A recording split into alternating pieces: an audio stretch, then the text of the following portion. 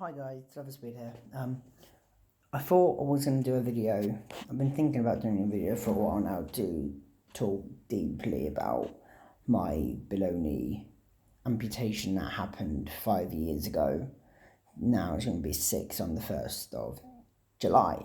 So, I was born with a disease in the bone called, I can't remember the exact name it was called, but I had a disease in the bone that unfortunately was more or less like a twig.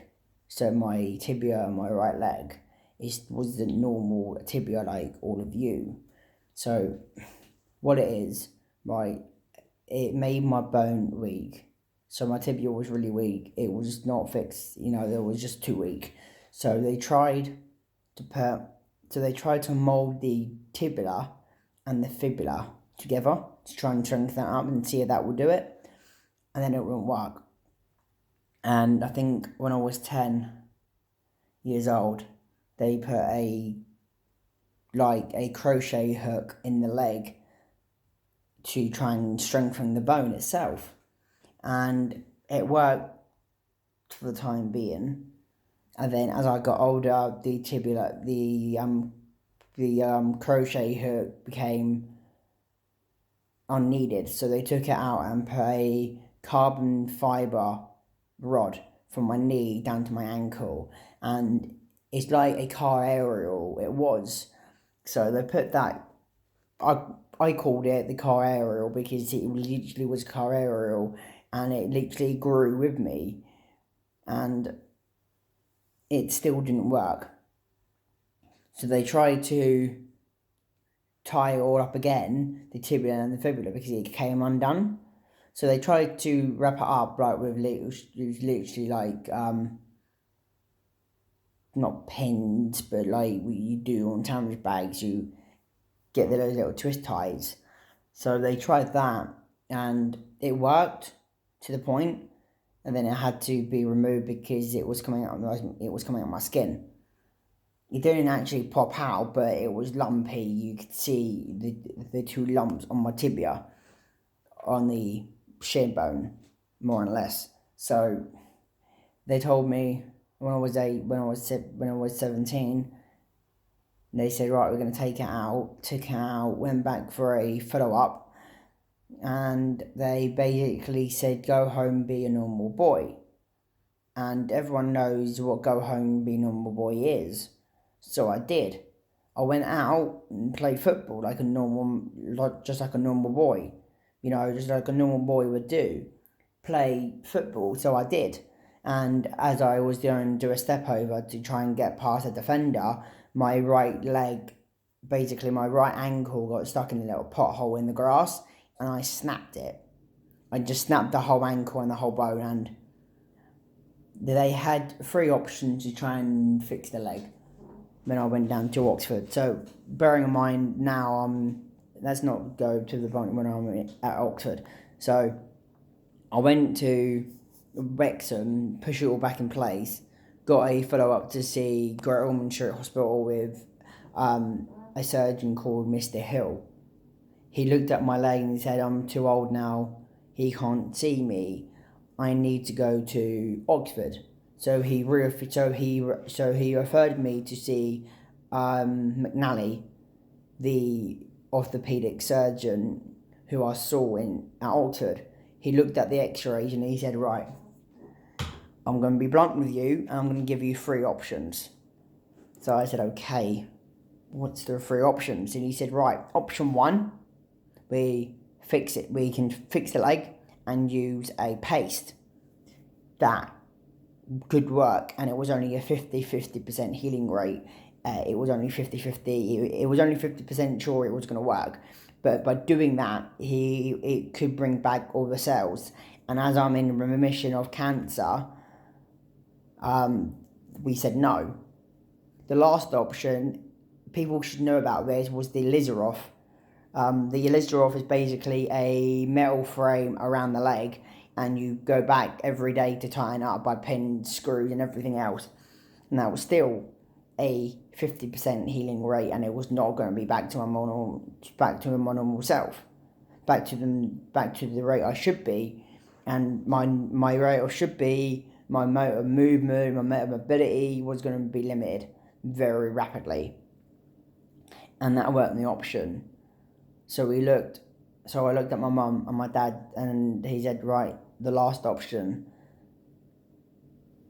could be a below-knee amputation.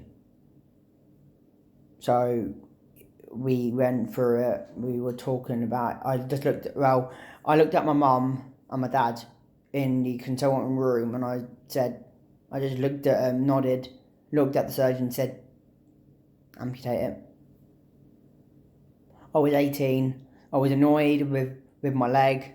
I wanted it off.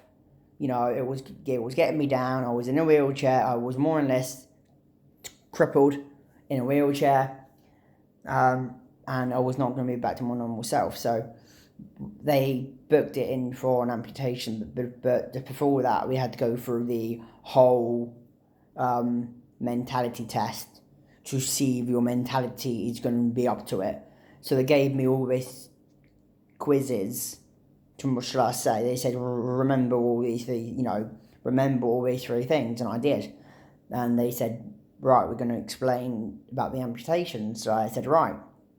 And they explained what about it and what could happen. So they said how we make, we're going to amputate it, so we cut all the nerve and the bone off, but we go above the break normally. So I said, right, okay. And then they said, we normally do make a stump. So the stump is basically they normally use a flap, right? They normally make a flap with your calf muscle. And as my calf muscle was gone, they did say that's not an option. And they said I've got very good skin on my heel. So they said we can use your heel of your right leg to make the stump. So that's what they did. So they done it all, planned it all out. I knew what was going to happen. Went for the surgery, woke up. I went down for the surgery, scared, panicking, let's just say, everyone's normal to go through and have a panic attack when they go into a operation room ready for an operation. That is just a normal psychological thing to do, right? Everyone cries, everyone panics. But my mum spoke to me. She hugged me and said, listen, this is going to happen. You wanted it, and this is the first day of your life, right? This could be the first day of your life, and whole new life. So I said, exactly. Had the surgery, the surgeon came round when I was in recovery, and they said, there was a bit of a complication. So I said, what do you mean a complication? Then I was worrying, I was panicking, shit. And they said, listen, it's a complication for our eyes, but for you, it's the best thing ever, because we went above the diseased bone. They literally went 2 inches above the diseased bone and took out the whole diseased bone. Right? So I said, that's not a complication. That's a life, that is like God. To me, I felt he was God, because he took away that diseased bone. He took away that pain that I no longer have. Now I find I still get pains because it's limb sensation. It's a limb sensation. I can still feel my leg, more or less phantom pain. But I'll talk to that in another video. The whole intake of phantom pain, but. Unfortunately, I didn't record the whole of my amputation progress, but I can remember it very well, so I'm telling you everything about it. So, it all went well. Stayed in to manage the pain, but unfortunately, the epidural came. I had an epidural. Unfortunately, it came out, and I didn't know. The doctors didn't know. The nurses didn't know. My mum didn't know, but I was in pain. Like, in chronic pain. I was crying, I was swearing at my mum. I told my mum, you're an effing bitch. I was angry, I was in pain, and my mum didn't know what else to do. So she so I leant forward, hugged her, and she can see the wet patch from the epidural. And then she said, your epidural came out. So I said, what? Like, I was literally said, oh my God, like, I was still in pain. The nurses came out and said, yeah, it's out. But what do you want us to do? Take it out and we just use, and we use IV morphine. So I said, listen, take it out, give me IV morphine because I don't want epidural, right? It worked. Recovered pretty well, very well actually. I literally rallied very quickly after the epidural came out.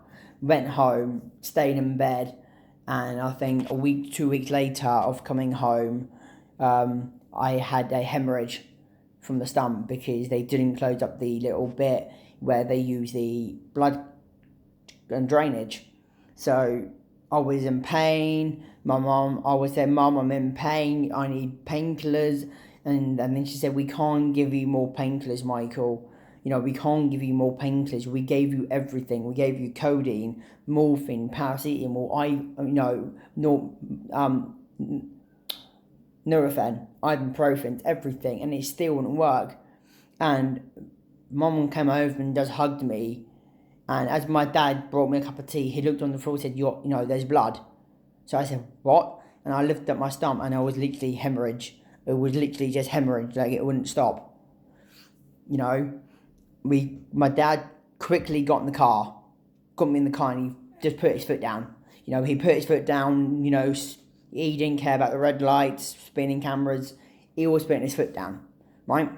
Got to it. So my mum just shouted, we need help over it. Whole nurse came out with a gurney, went in, stopped the bleeding, and they basically just patched it all up again and then got referred back to Oxford to see the plastic surgeon.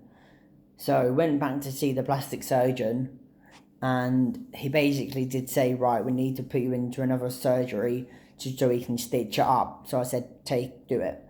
Done it. I was awake for that one. It was just like anesthetic. I had Guns N' Roses in my ear, with my music. I put Bon Jovi, singing along, having a laugh, chatting up the anaesthetist. I was just chatting up loads of female nurses, I didn't care.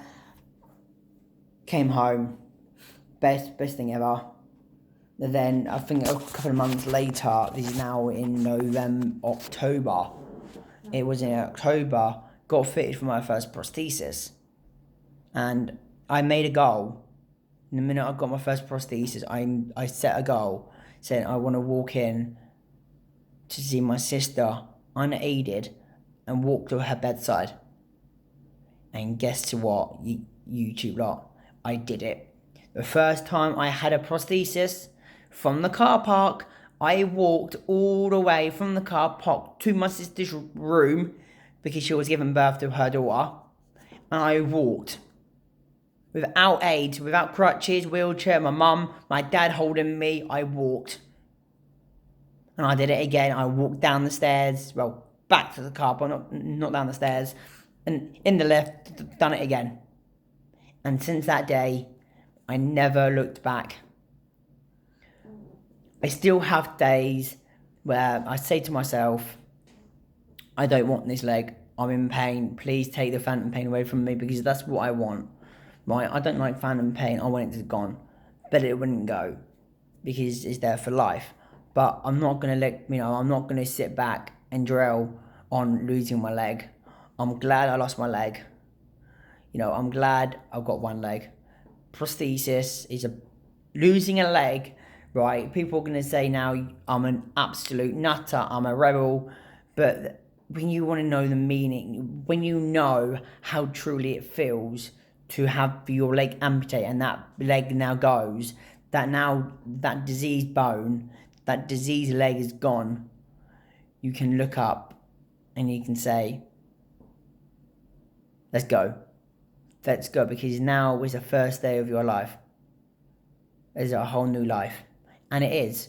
Losing a leg, I'm now an amputee for 5.5 years. And in that time, I've played football with one leg. I'm now a football coach with one leg. I don't look back and say, wow, I actually feel grateful that I said to lose my leg, get it amputated, get it off, because it's the best thing I can ever do. And I know probably my cousins are watching this, and I want you to pass the measures over to your dad for me. Tell him thank you. Thank you for carrying me down the stairs on Saturday at my nan's for dinner. Thank you for caring and really caring about me. It really means a lot. And when this COVID shit is finished, Ray, the best uncle ever, I'm gonna, I want to buy you a card or a thank you, just for a thank you, because you really helped me in times when I was struggling with when I was struggling with my amputation. You helped me through it, so thank you. And I don't know who else watching this, if my immediate family watches and my immediate friends, but my immediate friends do watch this, and they know about my prosthesis. I just want to say thank you for your support in the last couple of years, for the last couple of years. Thank you for really understanding about my leg. Thank you for really understanding me and why I chose to have my leg amputated. It really means a lot. But in another video, I will discuss the whole meaning of phantom pain and limb sensation. But until then, guys, love and speed, take care and stay safe.